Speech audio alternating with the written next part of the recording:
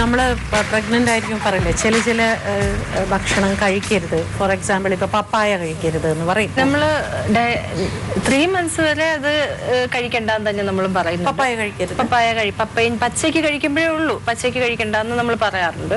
പക്ഷെ അല്ലാത്തവരുടെ അടുത്ത് ഇപ്പൊ ചോദിക്കും, ചിലരിനോട് ചോദിക്കും കഴിക്കാവോ എന്ന്. പേടിയില്ലെങ്കിൽ കഴിച്ചോളാം നമ്മൾ പറയും. കാരണം മനസ്സായിരിക്കാം അല്ലേ, പേടിച്ചത് കഴിച്ചിട്ട് ഇതുകൊണ്ടൊന്നും ആയിരിക്കില്ല, വേറെ എന്തെങ്കിലും കൊണ്ടായിരിക്കും. ചിലപ്പോൾ എന്തെങ്കിലും ഒരു കോംപ്ലിക്കേഷൻ വന്നു കഴിഞ്ഞാൽ ഇവര് പറയും ആ പപ്പായ കഴിച്ചോണ്ടാന്ന് പറയും. അല്ലാതെ ആക്ച്വലി വൈറ്റമിൻ റിച്ച് ആണ് പപ്പായ. 3 months വരെ ഉള്ളു നമ്മൾ. പക്ഷെ ഈ പറഞ്ഞ എള്ളിന് ഡേറ്റ്സിനൊന്നും നമ്മൾ പറയുന്നില്ല.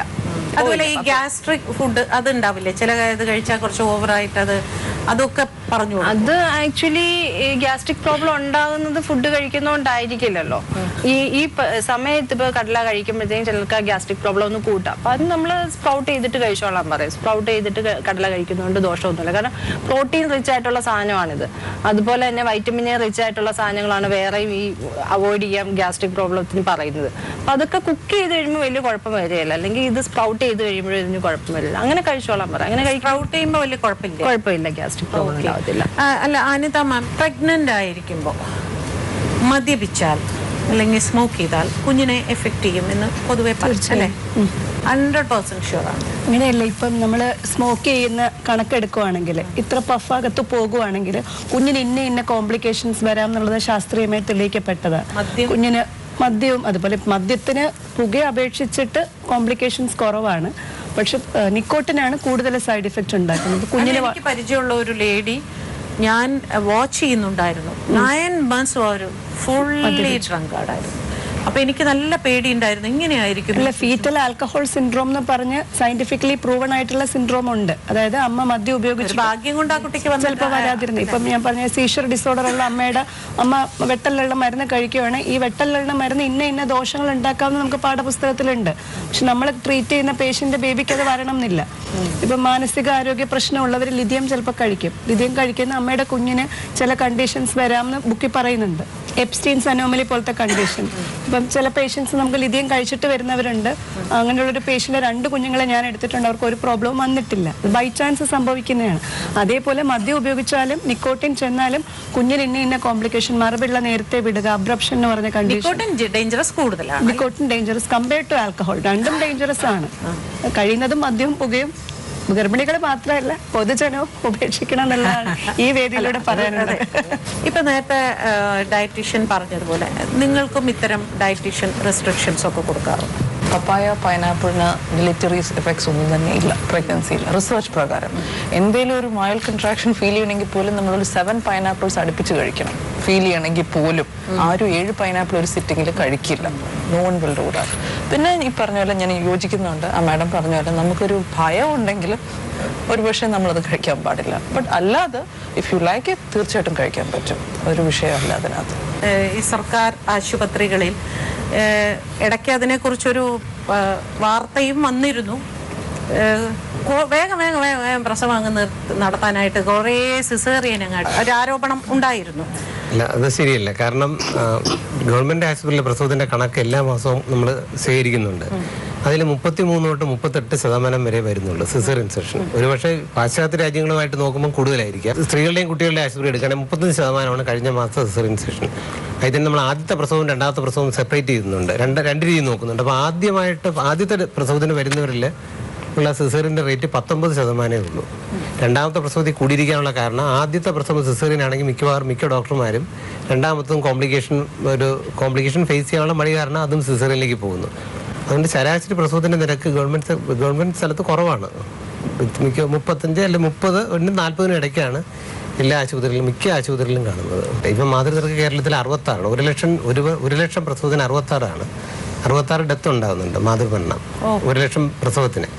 ഇന്ത്യയിൽ നോക്കുമ്പോഴേക്കും 174. 1 ലക്ഷം പ്രസവത്തിന് 60 ഗവൺമെന്റ് ഓഫ് ഇന്ത്യയുടെ കണക്കനുസരിച്ച് 60 ഇപ്പൊ ഏറ്റവും പുതിയതായിട്ട് പറയുന്നത് 61. അത്രയും മാതൃമരണം അല്ല, 1 ലക്ഷത്തില് 61 പേര്. 1 ലക്ഷം പ്രസവത്തിൽ 61 പേര്. അപ്പോൾ ഇന്ത്യയിലെ കണക്ക് നോക്കിയാൽ അതിനേക്കാൾ കുറച്ചും കൂടെ കൂടുതലാണ്. 178 ഇന്ത്യയിലെ കണക്ക്. മുൻകാലങ്ങളിലൊക്കെ ഈ ആശുപത്രിയിൽ പോകാതെയാണ് സ്ത്രീകളെല്ലാം പ്രസവിച്ചത് തന്നെ. അപ്പോഴാ പറഞ്ഞത് മരണനിരക്ക് അറിയില്ല. അതുകൊണ്ടാണ് പറയുന്നത്. അപ്പം ആ ഒരു ഈ പ്രോസസ്സിന് പകരം നമ്മളിതിനെ ഒരു വലിയ പിന്നെ കോംപ്ലിക്കേഷനാക്കി മാറ്റുന്നത് വളരെ കുറച്ച് പേർക്ക് മാത്രമേ കോംപ്ലിക്കേഷൻ ഉണ്ടാവുന്നുള്ളൂ. സാധാരണഗതിയിൽ സർക്കാർ ആശുപത്രികൾ തീരേണ്ട പ്രശ്നത്തിന് പകരം നമ്മളിതെല്ലാം പ്രൈവറ്റ് ഹോസ്പിറ്റലിൽ പോയി ഇതിനു വേണ്ടി ഒരു പൈസ ചിലവാക്കുന്ന ഒരുപാട് ലക്ഷം രൂപയാണ് ഒരു പ്രസവത്തോടുകൂടി നമുക്ക് പുറത്തു വരുന്നത്. കോംപ്ലിക്കേഷൻ കുറച്ച് ശതമാനത്തിനേ ഉള്ളൂ എന്ന് പറഞ്ഞു. ഈ കോംപ്ലിക്കേഷൻ അനുഭവിക്കുന്ന വനിത അല്ലെ അവരുടെ കുടുംബത്തിന് അത് 100%.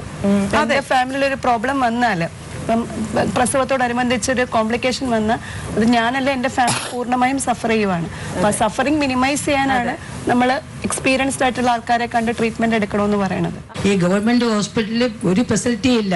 പെയിൻ വന്ന് കൊണ്ടുപോകുമ്പോൾ അവർ സിസ്റ്റേഴ്സ് നോക്കുന്നില്ല, ഉടൻ തന്നെ ഹെഡ് മെഡിക്കൽ കോളേജിൽ കൊണ്ടുപോകാൻ പറയുന്നു, അവിടെ പോയി എത്തുന്നു മരണം സംഭവിക്കുന്നു. സാധാരണക്കാരായിട്ടുള്ള പാവപ്പെട്ട ഓട്ടോ ഡ്രൈവറുടെ ഭാര്യവർ വരെ ഒരു പ്രൈവറ്റ് ഹോസ്പിറ്റലാണ് ഇപ്പം ഡെലിവറിക്ക് വേണ്ടി സഹായത്തിന് വേണ്ടി പോകുന്നത്. ഗവൺമെന്റ് ഹോസ്പിറ്റലിലെ ഈ സംസാര ശൈലികളിൽ മാത്രമേ ഇതും പെടുമെന്ന് വെച്ചോളൂ. അത് ഇല്ല 1,60,000 പേരായിരിക്കും. അത്രയ്ക്കാണ് ഗവൺമെന്റ് ഹോസ്പിറ്റലിൽ ഇപ്പോൾ ഫെസിലിറ്റി ഇല്ലാത്തത്. ലേബർ റൂമിലെ സ്റ്റാഫാണ്. ഏകദേശം 10 വർഷമായിട്ട് ലേബർ റൂമിൽ തന്നെ വർക്ക് ചെയ്യുന്നുണ്ട്. സാറ് എൻ്റെ സൂപ്രണ്ടാണ് സാറ്. ഈ പറയുന്നത് വളരെ തെറ്റായിട്ടുള്ളത്. കാരണം ഞാൻ ഇപ്പോഴും ഡ്യൂട്ടി കഴിഞ്ഞിട്ടാണ് വരുന്നത്. നമുക്കെന്ന് പറഞ്ഞു കഴിഞ്ഞാൽ സ്റ്റാഫിൻ്റെ ഷോർട്ടേജ് ഉണ്ട്. കാരണം 62 സ്റ്റാഫ് പാറ്റേൺ വെച്ചാണ് നമ്മൾ ഇപ്പോഴും വർക്ക് ചെയ്യുന്നത്. ഈ ഇരിക്കുന്ന ഓരോ ഡോക്ടേഴ്സും, നമുക്ക് ഒരു പേഷ്യൻ്റ് വന്നു കഴിഞ്ഞാൽ ഈ പറയുന്ന പോലെ നമ്മുടെ സ്വന്തം കൈകളിൽ കൂടെയാണ് 2 ജീവൻ പോകുന്നത്. ഫെസിലിറ്റി ഇല്ലെന്ന് ഒരിക്കലും പറയരുത്. കാരണം ഏതൊരു പ്രൈവറ്റ് ഹോസ്പിറ്റലിനെക്കാളും ഏറ്റവും നല്ല ഫെസിലിറ്റി ഉള്ള ഒരു ഹോസ്പിറ്റലാണ് തെക്കാട്. ഗവൺമെന്റ് ആശുപത്രിയിലാണ് ഇപ്പം 35 തൊട്ട് 40% വരെ പ്രസവം നടക്കുന്നത്. ഇതിൽ ഈ ഗവൺമെന്റ് ആശുപത്രി നടക്കുന്ന ഡെത്തും അധികമൊന്നുമില്ല. കാരണം കഴിഞ്ഞ കുറേ വർഷമായിട്ട് നമ്മുടെ സ്ത്രീയുടെയും കുട്ടികളുടെ ആശുപത്രി ഒരു ഡെത്തും ഉണ്ടായിട്ടില്ല. ഒരു വർഷം 6500 പ്രസവമാണ് ഇവിടെ ചെയ്യുന്നത്. ഒരു മാസം തന്നെ 500 തൊട്ട് 550 വരെയാണ്. ഇതിൽ പറയുന്ന പോലെ വലിയൊരു റെഫറൻസും ഇല്ല. ഒരു ദിവസം 15 തൊട്ട് 20 വരെ പ്രസവം നടക്കുന്നതിൽ 1-2 കേസിൽ താഴെയാണ് ശരാശരി ഒരു ദിവസം SIT-യിലേക്ക് വിടുന്നത്. അത് SIT അടുത്ത് തന്നെ ഒരു മെഡിക്കൽ കോളേജ് ഉള്ളതുകൊണ്ടും ഈ ഇങ്ങനൊരു എന്തെങ്കിലും ഒരു കോംപ്ലിക്കേഷൻ വന്നു കഴിഞ്ഞാൽ കൂടുതൽ ബെറ്റർ ചികിത്സ കിട്ടാൻ വേണ്ടിയാണ് റെഫർ ചെയ്യുന്നത്. അതിൽ തന്നെ കുറേ കേസ് വേണമെങ്കിൽ ഇവിടെ മാനേജ് ചെയ്യാൻ പറ്റും. പക്ഷേ പേഷ്യൻറ്റിൻ്റെ രോഗിയുടെ ആരോഗ്യം പരിഗണിച്ചാണ് ഈ പറയുന്ന ചെറിയ തോതിലെങ്കിലും റെഫറൻസ് വരുന്നത്. അപ്പോൾ അതുകൊണ്ട് തന്നെയാണ് ഈ പ്രസവമെല്ലാം 100% പ്രസവങ്ങളും ആശുപത്രിയിലാക്കാനുള്ള ശ്രമമാണ് ആരോഗ്യവകുപ്പ് നടത്തിക്കൊണ്ടിരിക്കുന്നത്. അല്ല സാർ, ഈ മാതൃമരണം നടക്കാൻ പ്രധാനമായിട്ടും വരുന്നൊരു കാരണം എന്തായിരിക്കും? നമ്മൾ മാതൃമരണത്തിൻ്റെ പ്രധാന കാരണങ്ങളെല്ലാം തന്നെ വിശദമായിട്ട് പഠനം നടത്തിയിട്ടുണ്ട്. അതിൽ ഒരു പ്രധാന കാരണം രക്തസ്രാവമാണ്. രണ്ടാമത് അമ്മയ്ക്കുണ്ടാകുന്ന മറ്റ് അസുഖങ്ങൾ, ഹാർട്ട് ഡിസീസ്, ഹാർട്ടിൻ്റെ അസുഖം പോലുള്ള മറ്റ് അസുഖങ്ങൾ, പിന്നെ പ്രഗ്നൻസി ഇൻഡ്യൂസ് ഹൈപ്പർ ടെൻഷൻ, അതായത് ഗർഭാവസ്ഥയിൽ വരുന്ന പ്രഗ്നൻസി ഇൻഡ്യൂസ്ഡ് ഹൈപ്പർ ടെൻഷൻ, പിന്നെ വളരെ അപൂർവമായിട്ട് സെപ്സിസ്, അങ്ങനെ ചെറിയ ചെറിയ കോസുകൾ കുറേ വരുന്നുണ്ട്.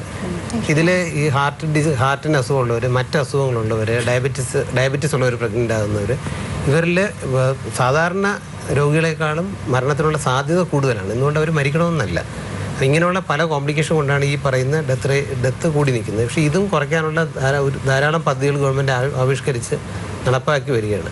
അതിലൊന്നാണ് നേരത്തെ പറഞ്ഞ, അതായത് എല്ലാ പ്രസവവും ഗവൺമെൻറ് എന്നല്ല ആശുപത്രിയിലേക്ക് മാറ്റാനുള്ള പദ്ധതികൾ കേന്ദ്ര ഗവൺമെൻറ്റും സംസ്ഥാന ഗവൺമെൻറ്റും നടപ്പാക്കി വരുന്നത്. ഈ കേന്ദ്ര ഗവൺമെൻറ് തന്നെ ഈ ആശുപത്രി പ്രസവങ്ങളുടെ എണ്ണം കൂടുന്തോറും മാതൃമരണ നിരക്ക് വളരെ പെട്ടെന്ന് കുറഞ്ഞു വരുന്നതാണ് കണ്ടുവരുന്നത്.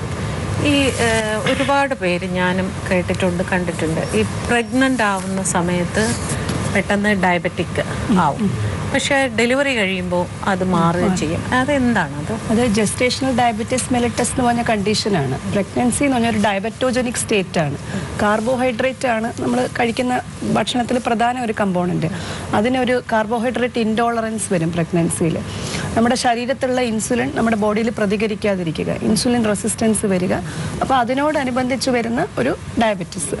പ്രമേഹം ഇപ്പോൾ ആർക്ക് വന്നാലും ഇൻസുലിൻ പ്രതികരിക്കാതിരിക്കുമ്പോഴാണ് പ്രമേഹം വരുന്നത്. അപ്പോൾ പ്രഗ്നൻസിയിൽ ഉള്ള ഹോർമോൺസിൻ്റെ വ്യത്യാസം കാരണം ഡയബറ്റീസ് വരാനുള്ള സാധ്യത കൂടുതലാണ്. പ്രഗ്നൻസി കഴിഞ്ഞ് നിലനിൽക്കുക എന്നുള്ളത് 50%. നമ്മളെ ലൈഫ് സ്റ്റൈൽ മോഡിഫിക്കേഷൻ, നല്ല ഡയറ്റും നല്ല എക്സർസൈസൊക്കെ ചെയ്യുന്നവർക്ക് അത് പിന്നെ വരാനുള്ള ചാൻസ് കുറവ്.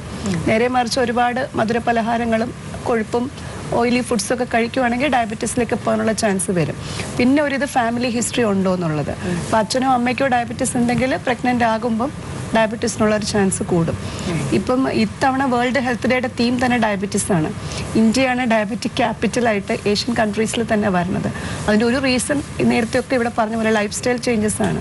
ഫാസ്റ്റ് ഫുഡിലേക്ക് പോകുന്നതും അങ്ങനത്തെ ഫുഡ്സ് കഴിക്കുന്നതൊക്കെ കാരണം ഡയബറ്റീസ് അഡൾട്ട് പോപ്പുലേഷനെ കൂടുതലാണ്. എനിക്ക് 2 വർഷത്തേക്ക് അല്ലെങ്കിൽ 3 വർഷത്തേക്ക്, ചിലവർ 5 വർഷം അല്ലെങ്കിൽ 7 വർഷം 10 വർഷമൊക്കെ കുഞ്ഞുങ്ങളെ വേണ്ട, അതിനു വേണ്ടിയുള്ള പ്രിക്കോഷൻസ് മെഡിസിനും ഒക്കെ എടുക്കുന്നുണ്ട്. പിന്നീട് അവർക്കാണോ ഈ IVF കൂടുതലും വേണ്ടി വരുന്നത്? പ്രായം മുകളിലോട്ട് പോകുന്നതനുസരിച്ച് പ്രഗ്നൻസി റേറ്റ് കുറയാനാണ് ചാൻസ്. എസ്പെഷ്യലി വൈഫിൻ്റെ അല്ലെങ്കിൽ ഫീമെയിൽ പാർട്ട്ണറിൻ്റെ പ്രായമാണ് അതിൽ ഏറ്റവും ഇമ്പോർട്ടൻറ്റ്. അപ്പോൾ പ്രായം മുകളിലോട്ട് പോകുന്നതനുസരിച്ച് അദ്ദേഹത്തിൻ്റെ അണ്ടാശയങ്ങളിലുള്ള അണ്ടത്തിൻ്റെ എണ്ണവും ക്വാളിറ്റിയും കുറയാനുള്ള ചാൻസ് ഉണ്ട്. അല്ല, ഈ മെഡിസിൻ, ഈ പ്രിക്കോഷൻസ് ബാധിക്കപ്പെടാൻ സാധ്യതയുണ്ടോ? പ്രിക്കോഷനായിട്ട് എടുക്കുന്നത് കൊണ്ട് എല്ലാ മെഡിസിനും എഫക്റ്റും ചെറുതായിട്ട് സൈഡ് എഫക്റ്റും ഉള്ളത് കൊണ്ട് അപ്പോൾ അതിൻ്റെ എഫക്റ്റുകൾ ഉണ്ട്. പിന്നെ പ്രഗ്നൻസി ലേറ്റാക്കി വെക്കുന്നത് കൊണ്ട്, പ്രായം കൂടുന്നത് കൊണ്ട് ഫീമെയിലിനായിരിക്കും കൂടുതൽ അത് ബാധിക്കാനും അത് വീണ്ടും ഇൻഫെർട്ടിലിറ്റി ട്രീറ്റ്മെൻറ്റ് വരേണ്ടി വരും പ്രഗ്നൻസി അച്ചീവ് ചെയ്യാൻ വേണ്ടി. അപ്പോൾ അങ്ങനെ ഒരു പ്രവണത ഇപ്പോൾ കാണുന്നുണ്ട്. ഇപ്പോൾ ജോലിയിൽ കൂടുതൽ ഇമ്പോർട്ടൻസ് കൊടുക്കുന്ന ആളുകൾ കല്യാണം കഴിഞ്ഞാലും ഇപ്പോൾ വേണ്ട, പ്രൊമോഷൻ കിട്ടിയിട്ട് മതി, 2 കൊല്ലം കഴിഞ്ഞ് മതി എന്നൊക്കെ പറയുന്ന ഒരുപാട് പേര് നമ്മൾ കാണുന്നുണ്ട്. പക്ഷേ അവരെല്ലാം നമ്മൾ അഡ്വൈസ് ചെയ്യേണ്ടത് താമസിക്കും തോറും പ്രഗ്നൻ്റ് ആവാനുള്ള ചാൻസ് നേരിയ തോതിൽ കുറഞ്ഞുകൊണ്ടിരിക്കുകയാണ്. പ്രായം കൂടുന്നതനുസരിച്ച് കോംപ്ലിക്കേഷൻസും കൂടാനുള്ള ചാൻസാണ് ഉള്ളത്, എസ്പെഷ്യലി വൈഫിൻ്റെ കാര്യത്തിൽ. ചില സമയത്ത് പെട്ടെന്ന് ഒരു ഡെലിവറി ഡോക്ടർ ഇല്ലാതെ അങ്ങനെ അറ്റൻഡ് ചെയ്യാൻ വന്നിട്ട് തീർച്ചയായിട്ടും എടുത്തിട്ടുണ്ട്. അത് അങ്ങനെ ഒരു സാഹചര്യം നമുക്ക് ഒരു ആശുപത്രിയിൽ ഒരു ഗർഭിണി പ്രസവിക്കാൻ കിടക്കുകയാണെങ്കിൽ ആ ഒരു രോഗിക്ക് വേണ്ടി മാത്രമായിട്ട് ചിലപ്പോൾ ഒരു ഗൈനക്കോളജിസ്റ്റിന് വെയിറ്റ് ചെയ്യാൻ വേണ്ടിയിട്ട് പറ്റത്തില്ല. ഇപ്പം രാവിലെ ഡ്യൂട്ടി കഴിഞ്ഞ് വീട്ടിൽ പോയിട്ടുണ്ടാകാം, ഈ ഡെലിവറി ചിലപ്പോൾ ഉച്ചയ്ക്ക് ശേഷമോ അല്ലെങ്കിൽ രാത്രിയിലോ ആയിരിക്കാം. അപ്പോൾ സ്വാഭാവികമായിട്ടും ഇത് നമ്മൾ അറിയിക്കുന്ന, നേരത്തെ പറഞ്ഞതുപോലെ ചിലപ്പോൾ ഒരു പ്രസിപ്പിറ്റേറ്റഡ് ലേബർ, വളരെ പെട്ടെന്നുണ്ടാകുന്ന ഡെലിവറി. അതുപോലെ തന്നെ അവർക്ക് ഒരു ഡോക്ടറിന് വിവരം അറിയിച്ചാലും എത്തിച്ചേരാനുള്ള ഒരു സമയം ഉണ്ട്. അപ്പോൾ ഇതിൻ്റെ ഇടയിൽ നമുക്കൊരു ഡെലിവറി ഉണ്ടായിപ്പോയാൽ തീർച്ചയായിട്ടും നേഴ്സുമാർ ഡെലിവറി എടുക്കാറുണ്ട്. പക്ഷേ അത് നമ്മൾ പ്രൊമോട്ട് ചെയ്യാറില്ല. പക്ഷെ ഒരു സാഹചര്യത്തിൽ അതൊരു കുഞ്ഞിൻ്റെ ജീവൻ രക്ഷിക്കേണ്ട സാഹചര്യമാണ്. അമ്മയുടെ ജീവൻ വളരെ ഇമ്പോർട്ടൻ്റ് ആണ്. കിടക്കുമ്പോൾ ഒരു ഡോക്ടർക്ക് അറിയില്ല, ഒരു ഉദ്ദേശം ഇത്ര മണിയാകുമ്പോഴൊക്കെ ആവും എന്നറിയില്ലേ? ഇപ്പോൾ ഡോക്ടർ ഏകദേശം അടുത്തൊക്കെ തന്നെ ഉണ്ടാവാറില്ലേ? മാഡം, പ്രത്യേകിച്ചും ഒരു പേഷ്യൻ്റ് ഇപ്പോൾ പുറത്തുനിന്ന് വന്നതായിരിക്കാം, ഡെലിവറി പെയിനോട് കൂടി വന്നതായിരിക്കാം. അപ്പോൾ ഞാൻ പറയുന്നത് SATയിലെ കാര്യമല്ല, WNC ഹോസ്പിറ്റലിലെയും കാര്യമല്ല. സാധാരണ ഒരു ആശുപത്രി, ഒരു താലൂക്ക് ഹോസ്പിറ്റലായിരിക്കാം. അവിടെ അന്ന് ഡ്യൂട്ടിയിലുള്ളത് ഒരു ഗൈനക്കോളജിസ്റ്റ് ആകണമെന്നില്ല. പക്ഷേ അവിടെ ലേബർ റൂമിൽ ഉണ്ടായിരിക്കുന്ന നഴ്സുമാർക്ക് അവിടെ ഉണ്ടായിരിക്കുന്ന ഡോക്ടറിനെയും കാട്ടിയും കുറച്ചുകൂടെ ഈ കാര്യത്തിൽ കൂടുതൽ എക്സ്പോഷർ ഉണ്ടായിരിക്കുന്ന ആളായിരിക്കാം. അപ്പോൾ സ്വാഭാവികമായും ഇതൊരു ടീം വർക്കാണ്. ഇതൊരു നഴ്സിൻ്റെയോ ഒരു ഡോക്ടറിൻ്റെയോ അവരുടെ ഒരു എക്സ്പീരിയൻസ് കാണിക്കാനുള്ള സമയമല്ല. ഇത് ഞങ്ങൾക്ക് ഒരു അമ്മയുടെയും കുഞ്ഞിൻ്റെയും ജീവനാണ്.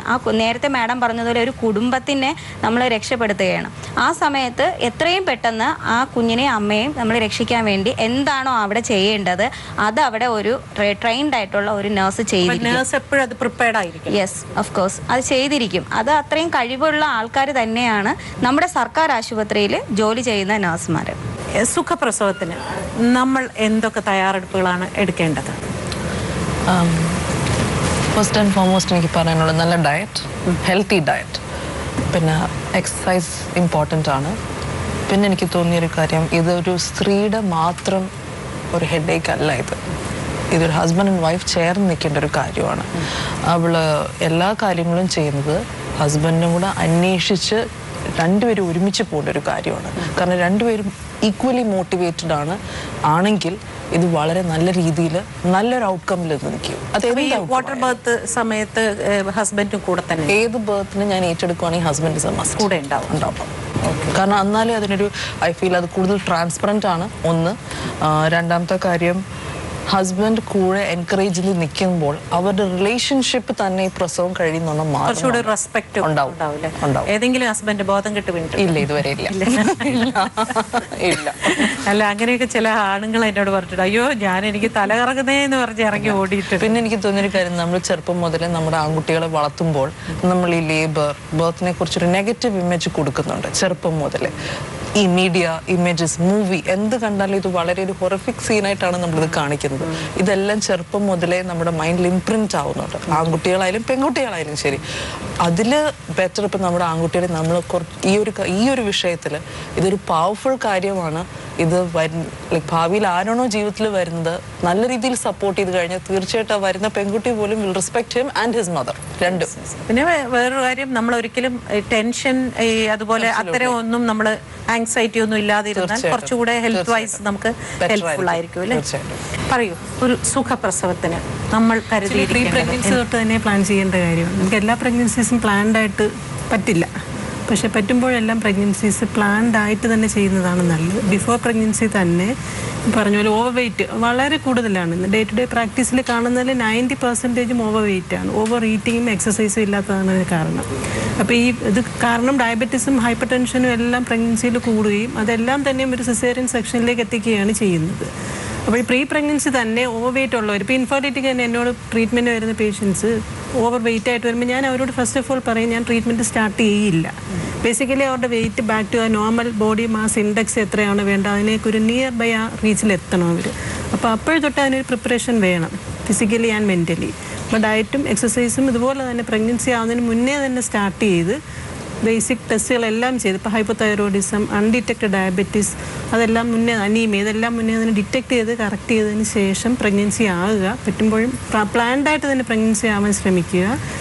പിന്നെ ഡ്യൂറിങ് പ്രഗ്നൻസിയും ഇതേപോലെ തന്നെ വളരെ ഒരു ഫിസിക്കലി ആൻഡ് മെൻ്റലി റിലാക്സേഷനും റെഗുലർ എക്സസൈസും എല്ലാം ഇമ്പോർട്ടൻ്റ് ആണ്. പിന്നെ മാനസികമായിട്ട് വിത്ത് ഫാമിലി സപ്പോർട്ടോടുകൂടി ആണെങ്കിൽ പ്രഗ്നൻസി വളരെ ഒരു റിസ്ക് ഒന്നും ഇല്ലാതെ തന്നെ വളരെ സ്മൂത്തായിട്ട് തന്നെ കൊണ്ടെത്തിക്കാം. ഡെലിവറിയും വലിയ കോംപ്ലിക്കേഷൻസ് ഇല്ലാതെ.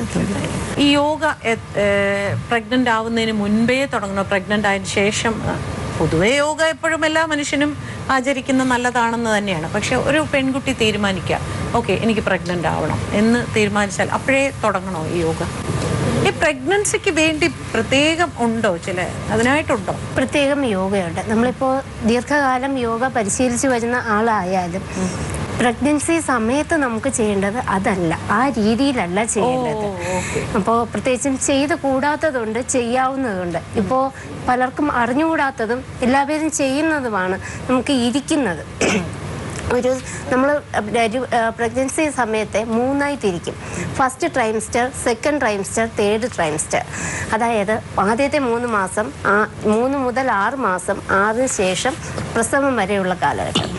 ഈ ഫസ്റ്റ് ട്രൈംസ്റ്റർ ആദ്യത്തെ 3 മാസത്തിന് ശേഷം ഈ ഇരിക്കുന്നത് പോലും ഒരു പില്ലോയോ അല്ലെങ്കിൽ ഒരു വെഡ്ജോ എന്തെങ്കിലും ഇട്ടിട്ടായിരിക്കണം ഇരിക്കുന്നത്. അത് ഹിപ്പ് ഉയർത്തി മാത്രം ഇരിക്കുക. ഇങ്ങനെയുള്ള കാര്യങ്ങൾ സാധാരണ നമ്മൾ ചെയ്യുന്നതല്ല. സ്ട്രെച്ച് ചെയ്യാൻ പാടില്ല, കുംഭക പാടില്ല. ഇങ്ങനെ ഇത് പ്രഗ്നൻസി സമയത്തിന് മാത്രമായി പ്രത്യേകം യോഗയുണ്ട്, പ്രത്യേകം പ്രാണായാമ രീതികളുണ്ട്. മാത്രമല്ല, മാഡം ചോദിച്ചത് പ്രഗ്നൻ്റ് ആയതിനു ശേഷം മാത്രമാണോ യോഗ ചെയ്യേണ്ടത്? അല്ല, ഒരു പെൺകുട്ടി ഋതുമതി ആവുന്നതിന് മുൻപ് മുതൽ യോഗ ചെയ്യണം. ശരിയായിട്ട് പെൺകുട്ടി മാത്രമല്ല എല്ലാവരും. അത് പെൺകുട്ടികളെ സംബന്ധിച്ച് പീരിയഡ്സ് ആകുമ്പോൾ അവരിലുണ്ടാവുന്ന ഹോർമോൺ ചേഞ്ചസ്, കൗമാരത്തിലേക്ക് വരുമ്പോൾ ഉണ്ടാവുന്ന ഹോർമോൺ ചേഞ്ചസ്, ഇതിനെല്ലാം യോഗയിൽ വളരെ യോഗ പരിശീലനം വളരെ അവരെ ബാലൻസിൽ നിർത്താൻ സഹായിക്കുന്നു. അതുകൊണ്ട് തന്നെ പെൺകുട്ടി ഋതുമതി ആവുന്നതിന് മുൻപ് മുതൽ യോഗ വളരെ ചിട്ടയായി പരിശീലിച്ചു വന്നാൽ ഈ പറഞ്ഞ ധാരാളം പ്രശ്നങ്ങൾ നമുക്ക് ഡെലിവറി കഴിയുമ്പോൾ ഈ പ്രഗ്നന്റ് ആയിരിക്കുന്ന സമയത്തെ യോഗ അല്ല, ഡെലിവറിക്ക് ശേഷം അത് വേറെയാണ്. ഈ 3 ആയി തിരിച്ചിട്ടുള്ള യോഗയ്ക്ക് ശേഷം ഞങ്ങളുടെ സിസ്റ്റത്തിൽ ഞങ്ങൾ പറയുന്നത് പ്രസവശേഷം ആദ്യത്തെ 15 ദിവസം ഞങ്ങൾ നിർദ്ദേശം കൊടുക്കാറുണ്ട്. ആദ്യത്തെ 15 ദിവസം നിർബന്ധമായും അമ്മയുടെ അടുത്ത് തന്നെ കിടത്തണം. കാരണം നമ്മളെല്ലാ പേരിലും 41 അഗ്നികളുണ്ട്.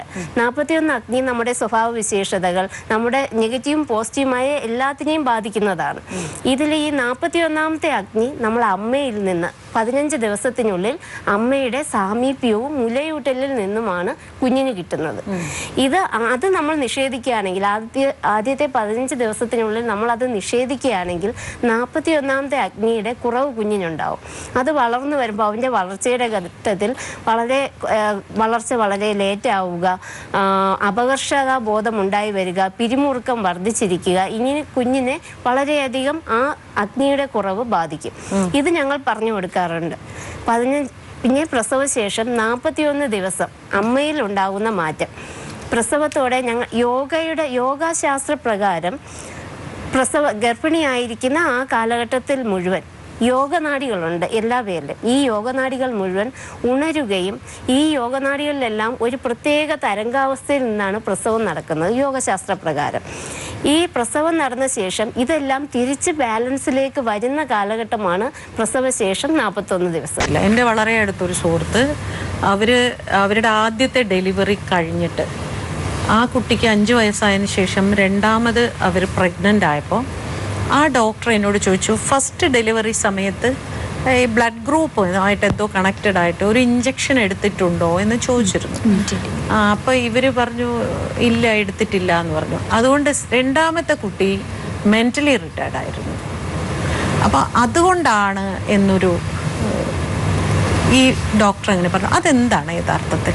അത് യഥാർത്ഥത്തിൽ ഇപ്പം നമ്മൾ ഇഞ്ചക്ഷൻ എടുക്കുന്ന എന്ന് പറയുന്നത് ഇപ്പം അമ്മ RH നെഗറ്റീവും കുഞ്ഞ് RH പോസിറ്റീവുമാണെങ്കിൽ കുഞ്ഞ് ജനിച്ചതിന് ശേഷം 72 മണിക്കൂറിനുള്ളിൽ അമ്മയ്ക്കൊരു ഇഞ്ചക്ഷൻ എടുക്കണം. അത് എടുത്താൽ അടുത്ത പ്രഗ്നൻസിയിൽ ഇപ്പം ആദ്യത്തെ പ്രഗ്നൻസിയിൽ ഉള്ള ആ കോംപ്ലിക്കേഷൻസ് വളരെ കുറവാണ്, അത് വരില്ല. രണ്ടാമത് അത് വരാനുള്ള സാധ്യത ഉണ്ടായതുകൊണ്ടാണ് ആ ചോദ്യം ചോദിക്കുന്നത്. അതിന് മെന്റൽ റിട്ടാർഡേഷൻ ഉണ്ടാകാറില്ല. അപ്പോൾ ജോണ്ടിസ് അടുത്ത ബേബിക്ക് വന്നിട്ടേ മാഡം അൺകൺട്രോൾഡ് ജോണ്ടിസ് കർണിക്ടറസ് എന്നൊക്കെ ഉള്ള കണ്ടീഷൻ വരുവാണെങ്കിൽ ബ്രെയിനിന്റെ ഡെവലപ്മെന്റ് കുറഞ്ഞിട്ടായിരിക്കും ഈ MR എന്നുള്ള വാക്ക് അവർ പറഞ്ഞിരിക്കുന്നത്. നെക്സ്റ്റ് ബേബിക്ക് ജോണ്ടിസ് വരാം. അപ്പോൾ ബ്ലഡ് ഗ്രൂപ്പ് മിസ്മാച്ച് വരുമ്പം പൊതുവേ വരുന്നത് യൂണിറ്റൽ ജോണ്ടിസ് ആണ്. അപ്പോൾ കുഞ്ഞിന്റെ ജോണ്ടിസ് സമയത്തിന് കണ്ടുപിടിക്കപ്പെടാതെ തലച്ചോറിൽ മഞ്ഞയുടെ അംശം കൂടിയിട്ട് വരുന്ന ഡോക്ടർ പറഞ്ഞ അത് ഗവൺമെന്റ് ആശുപത്രിയിൽ ഇത്തരം ഉണ്ട്. ആദ്യത്തെ ഇപ്പം ആന്റി-D ആണ് പറഞ്ഞത്. ആന്റി-D ഇപ്പം ഗവൺമെന്റ് ആശുപത്രിയിൽ അവൈലബിൾ ആണ്. അല്ലെങ്കിൽ തന്നെ നമ്മൾ കാരുണ്യ മെഡിക്കൽ സ്റ്റോറിൽ വാങ്ങി കൊടുക്കുന്നുണ്ട്. ആവശ്യപ്പെടുന്ന എല്ലാ പേഷ്യൻ്റ് രോഗിക്കും കൊടുക്കുന്നുണ്ട്. മരുന്നിന് അങ്ങനെ ഒരു വലിയ ഡെഫിഷ്യൻസി ഇല്ല. ആവശ്യപ്പെടുന്നില്ല, ഡോക്ടർ പ്രിസ്ക്രൈബ് ചെയ്യുകയാണെങ്കിൽ കിട്ടും. അവിടെ അവൈലബിൾ അല്ലെങ്കിൽ ഈ വെളിയിലുള്ള കാരുണ്യ മെഡിക്കൽ സ്റ്റോറുണ്ട്, അവിടെ നമ്മൾ പർച്ചേസ് ചെയ്ത് കൊടുക്കുന്നുണ്ട്. ഈ ഗവൺമെന്റ് ആശുപത്രിയിൽ പെയിൻലെസ് ലേബർ അത് സംവിധാനമുണ്ടോ? ഹെൽത്ത് സർവീസിൽ ഇപ്പോൾ എല്ലാ ആശുപത്രിയിലും ഇല്ല. പുനലൂർ താലൂക്ക് ആശുപത്രിയിൽ ഇപ്പോൾ അവർ നടപ്പാക്കുന്നുണ്ട് പെയിൻലെസ് ലേബർ. ബാക്കി ആശുപത്രിയിൽ നടപ്പാക്കാവുന്നതേ ഉള്ളൂ. പക്ഷേ നമ്മുടെ സ്റ്റാഫിൻ്റെ സക്സസ്ഫുൾ ആണെന്ന് വിവിധ രീതിയിലാണ് പെയിൻലെസ് ഡെലിവറി ചെയ്യുന്നത്. അവിടെ ചെയ്യുന്ന എൻഡനോക്സ് എന്ന് പറയുന്നത് നൈട്രസ് ഓക്സൈഡ് ഓക്സിജനും കൂടെ 50% മിക്സ് ചെയ്ത് കൊടുക്കുന്ന ഒരു പ്രോസസ്സുണ്ട്. അതാണ് പുനലൂർ ചെയ്യുന്നത്. പക്ഷേ ഇത് വേറെ എപ്പിഡൂറിലുണ്ട്. എപ്പിഡൂറിലൊന്നും നമ്മുടെ ഹെൽത്ത് സർവീസ് ഇൻസ്റ്റിറ്റ്യൂട്ടിൽ ഇപ്പം കൊടുക്കുന്നില്ല. പക്ഷേ സ്റ്റാഫിൻ്റെ എണ്ണം കൂടുതൽ വരികയാണെങ്കിൽ നമുക്ക് ചെയ്യാവുന്നതേ ഉള്ളൂ. എക്സ്പെൻസീവ് അല്ല, പക്ഷേ ഒരു പെർട്ടിക്കുലർ രോഗിയുടെ കൂടെ ഒരു ഡോക്ടറോ നഴ്സോ എല്ലാം എപ്പോഴും ഉണ്ടായിരിക്കണം. അപ്പം അതായത് നമ്മുടെ ഒരു അനസ്തറ്റിസ്റ്റാണ് സാധാരണ ഇതിൽ എപ്പിഡൂറിൽ കൊടുക്കുന്നത്. പിന്നെ അതിന് എപ്പിഡൂറിൽ കൊടുത്തു കഴിഞ്ഞാൽ പേഷ്യൻറ്റിനെ പൂർണ്ണമായും വാച്ച് ചെയ്തുകൊണ്ടിരിക്കണം, കോംപ്ലിക്കേഷൻ വല്ലതും വരുന്നുണ്ടോ അങ്ങനെയുള്ള ചെയ്യാവുന്നതേ ഉള്ളൂ. പക്ഷേ ഇപ്പോൾ ഉള്ള സ്റ്റാഫ് സ്ട്രെങ്തും പേഷ്യൻ്റെ എണ്ണമായിട്ട് നോക്കുമ്പോൾ ഒരു വ്യത്യാസമുണ്ട്. അത് കാരണമാണ് ചെയ്യാൻ പറ്റാതെ വരുന്നത്. ഏറ്റവും കൂടുതൽ ഇത് ഏത് വിഭാഗത്തിലുള്ള ആളുകളാണ് ഇങ്ങനെ പെയിൻലെസ് ഡെലിവറി ആവശ്യപ്പെടുന്നതെന്ന് പറയാൻ പറ്റുമോ? അത് പറയാൻ പറ്റില്ല. വിദ്യാഭ്യാസം കൂടുതലുള്ള സ്ത്രീകൾ തന്നെയാണ്. പെയിൻ എന്ന് പറഞ്ഞാല് പണ്ടത്തെ കൺസെപ്റ്റ് പറഞ്ഞാൽ സുഖപ്രസവം, വേദന അറിഞ്ഞ് പ്രസവിക്കണം. വേദന അനുഭവിക്കുമ്പോഴാണ് കുഞ്ഞിനോട് കുറച്ചുകൂടി നമുക്ക് ഇന്റിമസി വരുന്നത്. ഇന്റിമസി വരും നമ്മുടെ കുഞ്ഞല്ലേ. അല്ല, വേദന ഇല്ലെങ്കിൽ പിന്നെ നമുക്ക് അത് എളുപ്പമായല്ലോ സംഭവം. മറ്റേതല്ല, നമ്മള് നല്ലോണം അധ്വാനിക്കില്ലേ. ഇന്റിമസി രണ്ടിലും ഒരേപോലെ തന്നെ ആയിരിക്കും. ബട്ട് ചിലർ പറയും പെയിൻ അപ്രീഷിയേറ്റ്. ഒരാൾ പറയൂ ഞാൻ ഒരുപാട് വേദന അനുഭവിച്ച് എനിക്ക് കിട്ടിയ, ഒരാൾ വേണമെങ്കിൽ പറയാം എന്നെ ഒട്ടും വേദന അനുഭവിപ്പിക്കാതെ കിട്ടിയ കുഞ്ഞാണ്. അങ്ങനെ 2 തരത്തിൽ സ്നേഹം ഉണ്ടാവും. അങ്ങനെയാണെങ്കിൽ സിസേറിയൻ കഴിയുന്ന അമ്മമാർക്കും കുഞ്ഞുങ്ങളോട് ഒരു ഇന്റിമസി തന്നെയല്ലേ. എന്താണ് പെയിൻലെസ് ലേബർ എന്നൊന്ന് വിശദീകരിക്കാം? പെയിൻലെസ് ലേബർ എന്ന് ഉദ്ദേശിക്കുന്ന ഇപ്പോൾ ഈ വേദന നമുക്ക് ഗർഭപാത്രത്തിൽ ചുറ്റുമുള്ള സെൻസറി നെർവ്സ്, അതായത് വേദനയെ നമുക്ക് അറിയിക്കുന്ന നെർവുകളെയാണ് സെൻസറി നെർവ്സ് എന്ന് പറയുന്നത്. അപ്പോൾ ആ സെൻസറി നെർവ്സിനെ മാത്രം ബ്ലോക്ക് ചെയ്തിട്ട് മോട്ടോർ നെർവുകൾക്ക് ബ്ലോക്ക് കൊടുക്കാതെ പെയിൻ വരുമ്പോൾ പെയിൻ അപ്രിഷിയേറ്റ് ചെയ്യുന്നില്ല. പെയിൻ അവിടെ ഉണ്ട്, പക്ഷെ ആ പെയിനെ നമ്മൾ എന്താണ് പെയിൻ എന്ന് അറിയാതെ പോകുന്നു. അതാണ് പെയിൻലെസ് ലേബർ. പക്ഷെ അങ്ങനെയാണെങ്കിൽ നമുക്കത് അറിയില്ലെങ്കിൽ നമ്മളുടെ ഭാഗത്ത് നിന്നുള്ളൊരു ശ്രമം കുറവാണ്. ഇത് ആ സമയമാകുമ്പം പുഷ് ചെയ്യണം. സമയമാകുമ്പം പുഷ് ചെയ്യുമ്പോൾ ചിലപ്പോൾ ആ സമയത്ത് വേദന കൂടും ചില സ്ത്രീകൾക്ക്. അപ്പം ഈ എപ്പിഡ്യൂറൽ കൊടുക്കുകയാണെങ്കിൽ ടോപ്പ് അപ്പ് ഡോസ് എന്നൊരിതുണ്ട്, അതായത് കൂടുതൽ മരുന്ന് പിന്നെയും കൊടുക്കും. അപ്പോൾ പുഷ് ചെയ്യാൻ നമ്മൾ പേഷ്യനോട് പറയുമ്പം അവർ ഓട്ടോമാറ്റിക്കായിട്ട് പുഷ് ചെയ്യും. പക്ഷെ ആ വേദന അവർ ഇന്റൻസിറ്റി ഓഫ് ദ പെയിൻ, അതിന്റെ ആധിക്യം പെയിൻഫുള്ളി ഡെലിവറി സമയത്ത് ഒരു പേഷ്യന്റ് സഹകരിക്കുന്ന മാതിരി പെയിൻലെസ് ഡെലിവറി സമയത്ത് ചിലപ്പോൾ പുഷ് ചെയ്തില്ല എന്ന് വരാം. അത് കാരണം ഇൻസ്ട്രുമെന്റുകളുടെ ഉപയോഗം, അതായത് വാക്യൂം അല്ലെങ്കിൽ ഫോർസെപ്സ് ഡെലിവറി മറ്റേ ലേബറിനെ അപേക്ഷിച്ച് കുറച്ച് കൂടുതലായിട്ട് സ്റ്റഡീസിലൊക്കെ കാണിക്കുന്നത് ഫോർസെപ്സിന്റെ വാക്യൂത്തിന്റെ ഇൻസ്ട്രുമെന്റൽ ഡെലിവറിയുടെ എണ്ണം പെയിൻലെസ് എപ്പിഡ്യൂറൽ കൊടുക്കുമ്പോൾ കുറച്ച് കൂടുതലാണെന്നാണ്. ബേബിയുടെ ഔട്ട്കമ്മിൽ വലിയ വ്യത്യാസമില്ല. പല സ്റ്റഡീസ് ഉണ്ട്.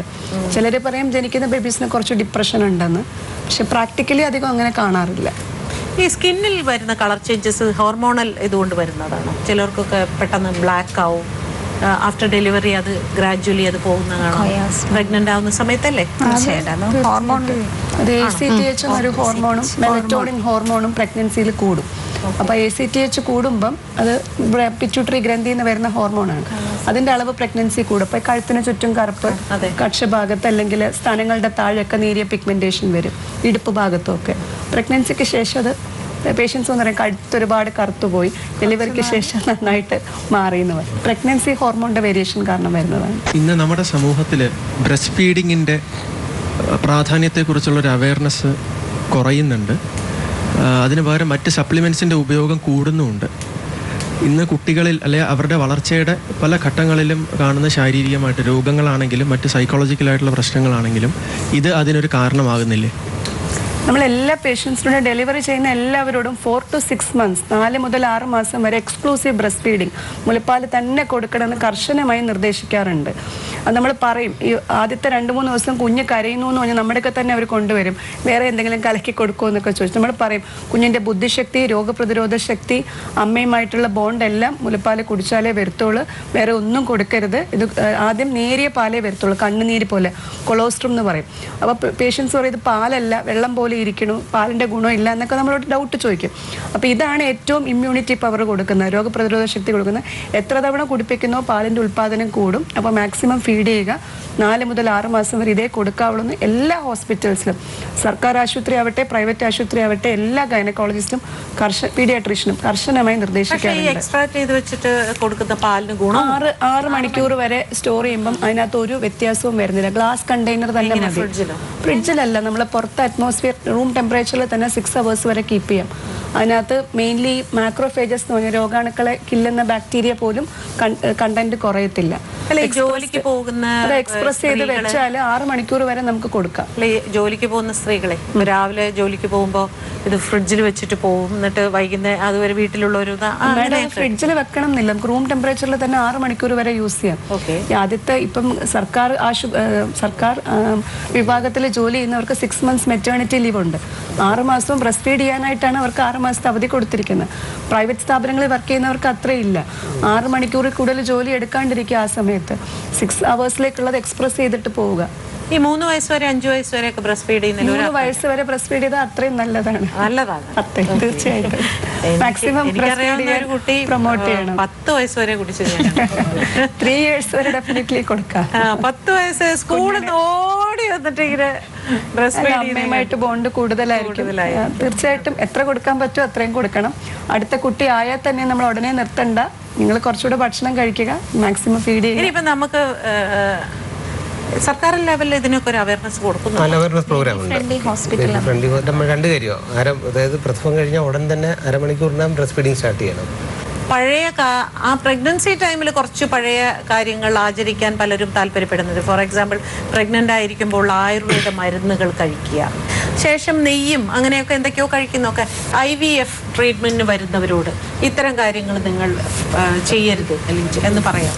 ഇത് ഈ പറയുന്ന നെയ്യോ അല്ലെങ്കിൽ ചില ആളുകൾ ചോദിക്കുന്നുണ്ട് കുങ്കുമപ്പൂ മറ്റേ പാലിലിട്ട് കുടിച്ചാൽ ഗുണമുണ്ടോ? ഇതൊന്നും സയന്റിഫിക്കലി പ്രൂവൺ ബെനിഫിറ്റ് ഉള്ള കാര്യങ്ങളല്ല. അപ്പോൾ അതുകൊണ്ട് അതാവുന്നത്രയും ഒഴിവാക്കുന്ന രീതിയിലാണ് നമ്മൾ സംസാരിക്കാറുള്ളത്. IVF എന്ന് പറയുമ്പോൾ തന്നെ പ്രഷ്യസ് ആയിട്ടുള്ള ബേബിയാണ്, പ്രഗ്നൻസിയാണ്, വർഷങ്ങൾ കഴിഞ്ഞ് പരിശ്രമത്തിൻ്റെ റിസൾട്ടായിട്ട് ഉണ്ടായ പ്രഗ്നൻസിയാണ്. അതിനിടയിൽ നമ്മൾ പ്രൂവൺ എന്താണ് ആക്ഷൻ എന്ന് അറിഞ്ഞുകൂടാത്ത കാര്യങ്ങൾ കഴിക്കുന്നതിനോട് നമ്മൾ യോജിക്കുന്നില്ല. അപ്പോൾ അത് ആവുന്നത്രയും ഒഴിവാക്കുക എന്നാണ് ആളുകളെടുത്ത് പറയുന്നത്. ഭൂരിഭാഗം പേരും അത് യോജിക്കും. ചില ആളുകൾ നെയ്യും കുങ്കുമപ്പൂവും കഴിക്കുന്നവരും ഉണ്ട്. ഒരു പ്രാവശ്യം IVF ട്രീറ്റ്മെന്റിലൂടെ കുഞ്ഞുണ്ടായ ഒരു വ്യക്തിക്ക് അടുത്ത തവണ നോർമൽ ബേബി ഉണ്ടാവാൻ സാധ്യതയാണ്. വീണ്ടും ഇതിലേക്ക് തന്നെ പോകണോ? എന്ത് കാരണത്തിന് വേണ്ടിയാണ് ആദ്യത്തെ തവണ IVF ചെയ്തത് എന്നുള്ളത് വെച്ചാണ്. അത് നേരത്തെ മാഡം സിസേറിയൻ വീണ്ടും വേണ്ടി വരുമോ എന്ന് ചോദിച്ച പോലെ റിക്കറിങ് ആണോ അല്ലയോ കൗണ്ട് കുറവാണ്. ഇപ്പോൾ സിഗരറ്റ്, ആൽക്കഹോൾ അങ്ങനത്തെ കാര്യങ്ങൾ കൂടുതൽ ഉപയോഗിക്കുന്ന ഒരു മെയിൽ കൗണ്ട് കുറവാണ്. അതെല്ലാം 2-3 വർഷം കൊണ്ട് നിർത്തി, തടിയെല്ലാം കുറച്ചു, ഷുഗർ BP എല്ലാം കൺട്രോളിൽ വന്നു. കൗണ്ട് ചെറുതായിട്ട് കൂടുകയാണെങ്കിൽ IVF തന്നെ വേണമെന്ന് നിർബന്ധിക്കേണ്ട കാര്യമില്ല. വീണ്ടും കൗണ്ട് ചെക്ക് ചെയ്ത് നോക്കിയിട്ട് ഒരു തീരുമാനം എടുക്കുന്നതിനെ കുറിച്ച് ആലോചിക്കാം. ഇപ്പം പുരുഷനാണ് പ്രശ്നമെങ്കിൽ കൗണ്ട് കുറവാണെന്നുള്ള സാഹചര്യത്തിൽ ഇപ്പോൾ IVF എന്നുള്ളത് ഭ്രൂണം നിക്ഷേപിക്കുകയാണെന്ന് പറഞ്ഞില്ലേ, അപ്പോൾ അതിൻ്റെ ആ ബീജം എവിടെ നിന്നാണ് കളക്ട് ചെയ്യുന്നത്? അതിപ്പം ആ പ്രശ്നമുള്ള ആളുടെ ഹസ്ബൻഡിനെ നിന്നാണോ അതോ പുറത്തു നിന്ന് എടുക്കുകയാണോ ആ ബീജം? നമുക്ക് ഒരു പ്രഗ്നൻസിക്കായിട്ട് മിനിമം ഒരു സ്പേമും ഒരു എഗ്ഗും ഒരു ഹെൽത്തി ആയിട്ടുള്ള യൂട്രസും മദറും എങ്കിലും വേണം. ഇതിൽ എവിടെയാണ് പ്രശ്നം ഉണ്ടെന്നുള്ള അനുസരിച്ച് അത് ഒന്നുകിൽ അത് സോൾവ് ചെയ്യാൻ പറ്റുന്ന പ്രശ്നമാണെങ്കിൽ ബീജത്തിൻ്റെ എണ്ണം കുറയുന്നു, ഈ പറഞ്ഞ സ്മോക്കിങ് അങ്ങനത്തെ കാര്യങ്ങൾ കൊണ്ടാണെങ്കിൽ അതെല്ലാം നിർത്തി ഗുളികകളും കൊണ്ട് ഇമ്പ്രൂവ് ചെയ്യുന്നുണ്ടോയെന്ന് നോക്കുന്നു. എന്നിട്ടും ഇല്ല എന്നുണ്ടെങ്കിൽ നമ്മൾ വൃഷ്ണങ്ങളിൽ അല്ലെങ്കിൽ ടെസ്റ്റിസിൽ നിന്ന് ടെസ്റ്റിക്കുലർ ബയോപ്സി കണക്ക് ഉണ്ടോ ഇല്ലയോ എന്ന് ഹസ്ബൻഡ് അടുത്ത് നിന്ന് തന്നെ നോക്കി ചെയ്ത് നോക്കാവുന്നതാണ്. അതാണ് അടുത്ത കൗണ്ട്. അല്ലാതെ മരുന്നൊന്നും കഴിച്ചിട്ടും കൂടുന്നില്ല, ബാക്കിയുള്ള ദൂഷ്യകാര്യങ്ങളെല്ലാം നിർത്തിയിട്ടും കൂടുന്നില്ല എന്നുണ്ടെങ്കിൽ ചെയ്യാൻ പറ്റുന്ന അടുത്ത ഓപ്ഷൻ. വൃഷ്ണങ്ങളിലും ചെന്ന് നോക്കുമ്പോൾ സർജിക്കലി നോക്കുമ്പോൾ ഇല്ല എന്ന് വരുന്ന ഒരു സ്ഥിതിയിലാണ് അടുത്ത ഒരു ഡോണർ ഓപ്ഷൻ എന്നതിലേക്ക് പോകേണ്ടി വരുന്നത്. സാധാരണ നമ്മൾ വിശ്വസിക്കുന്ന ചില മിത്തുകളിൽ നിന്ന് മാറി ഒരു സ്ത്രീക്ക് സുഖപ്രസവം കിട്ടാൻ നിങ്ങൾ കൊടുക്കുന്ന ഒരു ഉപദേശം ഉണ്ടാകും? ഒരു സ്ത്രീക്ക് നമ്മുടെയൊക്കെ വരുന്ന ആ ഫസ്റ്റ് വിസിറ്റിൽ തന്നെ ഒരു ആൻറ്റിനേറ്റൽ ക്ലാസ്, അതായത് പ്രഗ്നൻസി ഒരു രോഗമല്ല. ഇപ്പോൾ മറ്റ് സ്പെഷ്യാലിറ്റിയിലെ ഡോക്ടേഴ്സിൽ നിന്ന് ഗൈനക്കോളജിസ്റ്റിൻ്റെ ഡിഫറൻസ് എന്ന് പറഞ്ഞാൽ നമ്മൾ ട്രീറ്റ് ചെയ്യുന്ന ഒരു നോർമൽ കണ്ടീഷനെയാണ്. അതായത് പ്രഗ്നൻസി ഒരു നോർമൽ കാര്യമാണ്, രോഗമല്ല. അപ്പോൾ അവർക്ക് മാക്സിമം മാനസികമായി എനർജി വേണം, ഫിസിക്കലി എനർജി വേണം. അതിന് ആദ്യം പറഞ്ഞ കണക്ക് തന്നെ പ്രോപ്പർ ഡയറ്റ്, വെള്ളം കുടിക്കണം, അല്ലെ ഭക്ഷണം കഴിക്കണം, അളവ് അതിൻ്റെ ബാലൻസ്ഡ് ഡയറ്റ് പറഞ്ഞു കൊടുക്കുക. ഓരോ സമയം പ്രഗ്നൻസി 3 കാലഘട്ടമായിട്ട് തിരിക്കാം. ആദ്യത്തെ 3 മാസം, 3 മുതൽ 7 മാസം വരെയുള്ള സമയം, 7 മുതൽ 9 മാസം അല്ലെ 10 മാസം. ഈ ഓരോ സമയത്തും എന്തൊക്കെ ശ്രദ്ധകൾ നമ്മൾ കൊടുക്കണം, ആവശ്യമുള്ള പരിശോധനകൾ ഏതൊക്കെയാണ്, പേഷ്യൻ്റെ ബ്ലഡ് ഗ്രൂപ്പ് അസസ് ചെയ്യുക. റെയർ ഗ്രൂപ്പാണ്, അതിന് ചിലപ്പം പ്രഗ്നൻസി സമയത്ത് ഗ്രൂപ്പ് ബ്ലഡ് ആവശ്യം വരാം. അതിൻ്റെയൊക്കെ അറേഞ്ച്മെൻറ്റ് ഡോക്ടേഴ്സ് തന്നെ നടത്തുക. എന്തെങ്കിലും മെഡിക്കൽ ഡിസോർഡേഴ്സ് പ്രഗ്നൻസിയോടനുബന്ധിച്ച് വരുന്നുണ്ടോ എന്ന് നോക്കുക. അതിനുള്ള ട്രീറ്റ്മെൻറ്റ് അപ്പം കൊടുക്കുക. ഡെലിവറി സമയത്ത് വീണ്ടും ക്ലാസ് കൊടുക്കുക. സുഖപ്രസവത്തിനായിട്ട് നമ്മൾ ട്രൈ ചെയ്യും. പറ്റിയില്ല എന്ന് വെച്ചാൽ ഓപ്പറേഷൻ വേണ്ടി വരും. സർ, സാധാരണ ഈ സർക്കാരിൽ നിന്ന് സാധാരണ ജനങ്ങൾക്ക് കിട്ടുന്ന ഇത്തരം, അതായത് പ്രസവ സമയത്തും മറ്റു ആരോഗ്യപരമായി കിട്ടുന്ന ആനുകൂല്യങ്ങൾ, അതേക്കുറിച്ച് പലരും അജ്ഞരാണ്, പലർക്കും അതറിയില്ല. അതൊന്ന് വിശദീകരിക്കാമോ? നേരത്തെ സൂചിപ്പിച്ച പോലെ NRHM വഴി നടപ്പാക്കുന്ന JSSK എന്ന പദ്ധതിയുണ്ട്. ഇതനുസരിച്ചാണ് പ്രസവ സംബന്ധമായ എല്ലാ ചികിത്സയും പൂർണ്ണമായും ഫ്രീ ആയിട്ടാണ്, സൗജന്യമായിട്ടാണ് ഗവൺമെൻറ് ആശുപത്രിയിൽ നൽകി വരുന്നത്.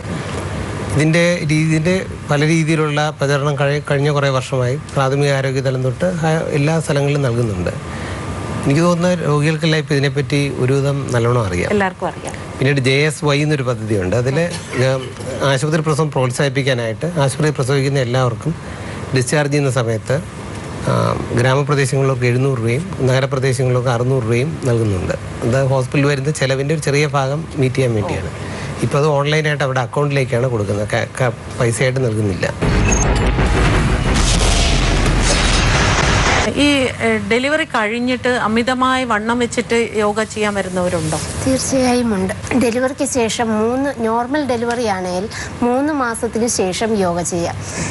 സിസേറിയൻ ആണെങ്കിൽ 6 മാസത്തിന് ശേഷം യോഗ ചെയ്യാം. നന്നായി തന്നെ യോഗ ചെയ്യാം.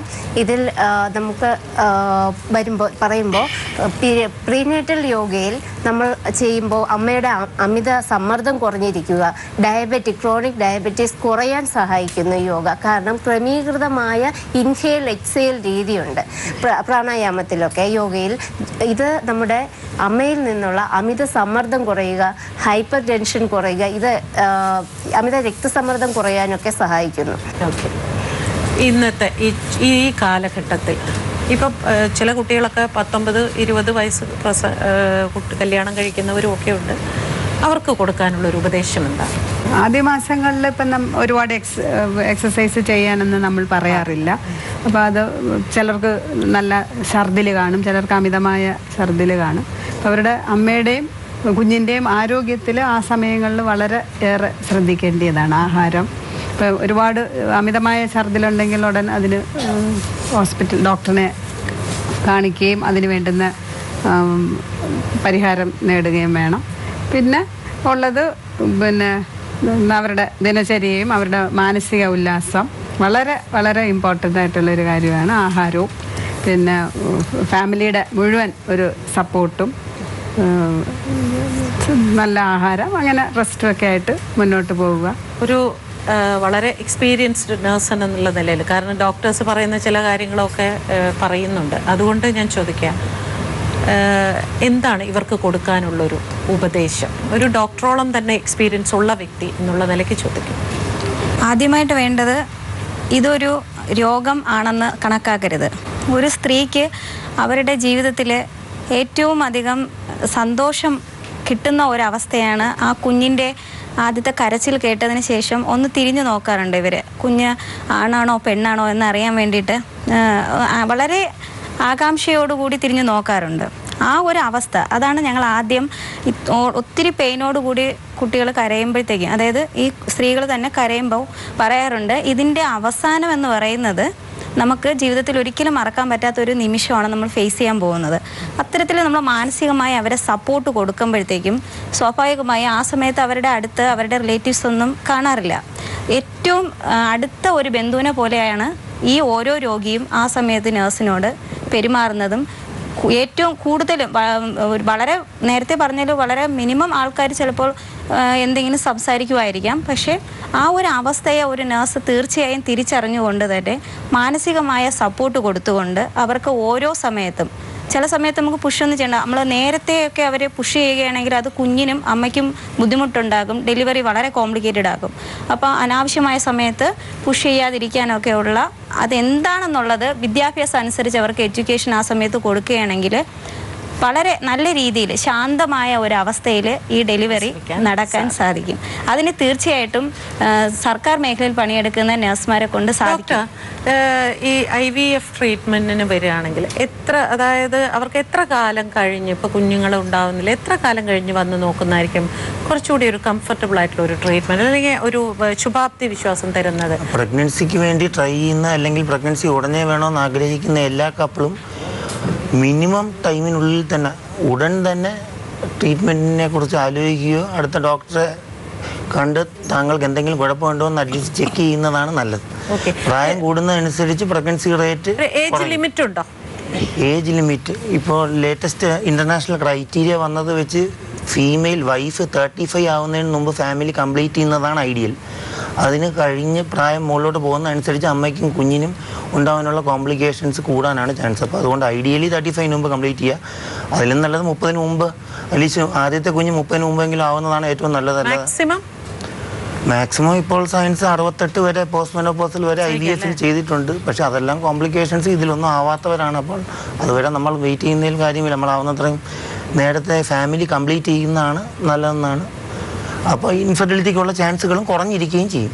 ഈ പൊതുവേ ഇത് സോഷ്യൽ സൈറ്റ് അല്ലെങ്കിൽ മാഗസിൻസിലൊക്കെ കാണുന്ന പല പല ടിപ്പുകളൊക്കെ ചിലവർ ചെയ്തു നോക്കും പ്രഗ്നൻസി പീരീഡിൽ. ഇതൊക്കെ ശരിക്കും ഡേഞ്ചറസ് അല്ലേ? അത് പ്രഗ്നൻസി ടൈമിൽ ഒരു മെഡിക്കൽ പ്രാക്ടീഷണർ അല്ലെങ്കിൽ ഗൈനക്കോളജിസ്റ്റിനെ കണ്ട് അദ്ദേഹം പറയുന്ന കാര്യങ്ങൾ മാത്രം ചെയ്യുന്നതാണ് നല്ലത്. ഇൻ്റർനെറ്റ് ബുക്ക് ടിപ്സ് ഇതൊന്നും നമ്മൾ സയൻറ്റിഫിക്കലി പ്രൂവ് ചെയ്യാതെ പ്രഗ്നൻസി സമയത്ത് റിസ്ക് എടുക്കുന്നതിൽ കാര്യമുണ്ടെന്ന് എനിക്ക് തോന്നുന്നു. ഈ ഡയറ്റീഷ്യൻ എന്ന് പറയുമ്പോൾ അവർക്ക് പ്രഗ്നൻസി പീരിയഡിൽ അല്ലെങ്കിൽ ഡെലിവറി കഴിഞ്ഞതിന് ശേഷവും എന്ത് കഴിക്കണം? കാരണം അത് കുട്ടിക്കും കൂടെ ഫീഡ് ചെയ്യുന്നുണ്ടെങ്കിൽ അതെല്ലാം അതെല്ലാം പ്രിസ്ക്രൈബ് ചെയ്യും. അത് മാഡം ആദ്യം മുതൽ തുടങ്ങി കഴിഞ്ഞാൽ ഇപ്പം റഫീഖ മാഡം പറഞ്ഞിരുന്നു ഓവർ വെയിറ്റ് ഉള്ള പേഷ്യൻറ്റിനെ പ്രഗ്നൻസിക്ക് താല്പര്യപ്പെടത്തില്ല എന്ന്. അപ്പൊ അതുപോലെ തുടങ്ങണം. ആ ഐഡിയൽ ബോഡി വെയിറ്റ് അവിടെ മുതൽ മെയിൻറ്റെയിൻ ചെയ്ത് ആ BMI മെയിൻറ്റെയിൻ ചെയ്ത് തുടങ്ങണം. എന്നാൽ പ്രഗ്നൻസി പീരീഡിൽ വേണ്ട ആ 12.5 മാക്സിമം 12.5 kg മാത്രം വെയിറ്റ് കൂടിയാൽ മതി. അത് കൂടെ അത്രയും വരെ ആക്കി നിർത്താനായിട്ടും ഒരു ലേഡി ശ്രമിക്കണം. കാരണം അത് നമുക്ക് പറ്റും. ഈ കൂടുതലായിട്ട് ഓവറായിട്ട് ഫുഡ് കഴിക്കുമ്പോഴാണ് ഫാറ്റും കാർബോഹൈഡ്രേറ്റും ഒക്കെ ഓവറായിട്ട് കഴിക്കുമ്പോഴാണ് നമ്മൾ അങ്ങനെ വെയിറ്റ് കൂടുന്നതും. അതുപോലെ തന്നെ ഒത്തിരി കഴിക്കണമെന്ന് പറഞ്ഞാൽ കഴിപ്പിക്കുന്നതാവാം മേ ബി, പക്ഷെ അതുകൊണ്ട് പ്രയോജനമില്ല. അമ്മയുടെ വെയിറ്റ് വെറുതെ കൂടി പോകത്തേ ഉള്ളെന്ന് മനസ്സിലാക്കുക. അത് കഴിഞ്ഞിട്ടാണേലും മാഡം ചോദിച്ച ഡെലിവറി ടൈമിലും ഡെലിവറി കഴിഞ്ഞിട്ട് മിൽക്ക് പ്രൊഡക്ഷന് വേണ്ടിയിട്ടും ഇതുപോലെ തന്നെ ലാക്ടോകോക്കസ് ആയിട്ടുള്ള ഫുഡ് അഡിക്വേറ്റ്, അത് മെയിൻലി വെള്ളം. സാധാരണ ഡെലിവറി കഴിയുമ്പോൾ എല്ലാവരും പഴയ ആൾക്കാർ പറയും വെള്ളം അധികം കുടിക്കാൻ പാടില്ല, വെള്ളം കുടിച്ചാൽ വയറ് ചാടുമെന്ന് പറയും. എന്ന് പറഞ്ഞുകൊണ്ട് ലേഡീസ് വെള്ളം കുടിക്കാറില്ല. അത് തെറ്റായ ധാരണയാണ്. വെള്ളം ആഡിക്വേറ്റ് ആയിട്ട് കുടിക്കണം, വെള്ളം ആവശ്യത്തിന് കുടിക്കണം. അതുപോലെ തന്നെ പ്രോട്ടീൻ റിച്ച് ആയിട്ടുള്ള ഫുഡും കഴിച്ചാൽ തന്നെ മിൽക്ക് ആവശ്യത്തിന് കുട്ടിക്കുള്ളത് 6 മാസം വരെ തീർച്ചയായിട്ടും കിട്ടും. ആഡിക്വേറ്റ് ആയിട്ടുള്ള വെള്ളം പ്രോട്ടീനും കിട്ടിയിട്ടുണ്ട്. അതുപോലെ തന്നെ ബാക്കി വൈറ്റമിൻസ് മിനറൽസ് എല്ലാം മീറ്റ് ചെയ്ത് പോയി കഴിഞ്ഞാൽ ഒരു കോംപ്ലിക്കേഷൻസ് ഇല്ലെന്ന് അങ്ങനെയല്ല ഞാൻ പറഞ്ഞത്. വെയിറ്റ് നമുക്ക് മെയിൻറ്റെയിൻ ചെയ്ത് പോകാൻ പറ്റും. ഈ ഡെലിവറിക്ക് മുമ്പ് ഉണ്ടായിരുന്ന അതേ വെയിറ്റിൽ ഡെലിവറി കഴിയുമ്പോഴും നമുക്ക് നിൽക്കാൻ പറ്റും. അതുപോലെ മിൽക്കും ആഡിക്വേറ്റ് ആയിട്ട് കിട്ടും. അപ്പോൾ പ്രഗ്നൻ്റ് ആകാൻ പോകുന്നവർക്കും പ്രഗ്നൻ്റ് ആയവർക്കും എല്ലാം വേണ്ട നിർദ്ദേശങ്ങളും ഉപദേശങ്ങളും എല്ലാം കിട്ടി എന്ന് വിശ്വസിക്കുന്നു. അപ്പോൾ നമുക്ക് ഇന്നത്തെ ചർച്ചയിൽ പങ്കെടുത്ത എല്ലാവർക്കും നന്ദി പറഞ്ഞുകൊണ്ട് വിട പറയാം. മറ്റൊരു നല്ല വിഷയവുമായി വീണ്ടും അടുത്തയാഴ്ച കാണാം.